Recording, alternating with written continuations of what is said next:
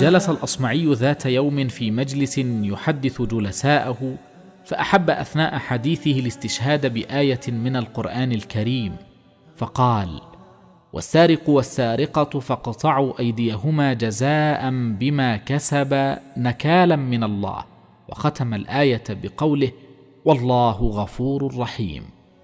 فسأله الأعرابي: يا أصمعي، كلام من هذا؟ فرد الأصمعي: هذا كلام الله. فقال الأعرابي بثقة: هذا ليس كلام الله. انتشر اللغط في المجلس، وثار الناس على الأعرابي الذي ينكر في نظرهم آية واضحة في القرآن، لكن الأصمعي محتفظا بهدوئه سأله: يا أعرابي، هل أنت من حفظة القرآن؟ قال الأعرابي: لا.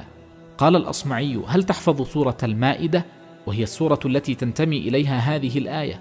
كرر الأعرابي نفيه قائلا: لا.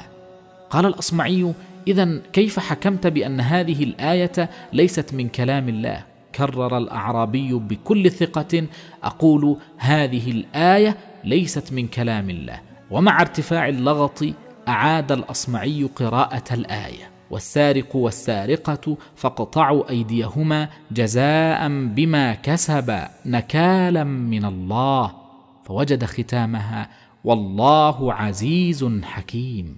قال الأصمعي: لقد أخطأت في نهاية الآية، والله عزيز حكيم وليس غفور رحيم. أعجب الأصمعي بنباهة الأعرابي الذي فطن إلى الخطأ بدون أن يكون من حفظة القرآن، فسأله: يا أعرابي، كيف عرفت؟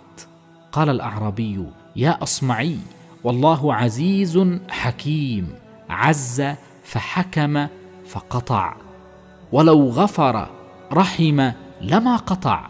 لقد لاحظ الأعرابي بفطرته أن الآية تتحدث عن حكم شديد من أحكام الإسلام، وهو قطع يد السارق درءا للمفاسد وتخويفا لغيره، فليس من المعقول أن تنتهي الآية بكلمة غفور رحيم، لأن هذا المقام ليس مقام مغفرة ورحمة، بل مقام تطبيق للحد.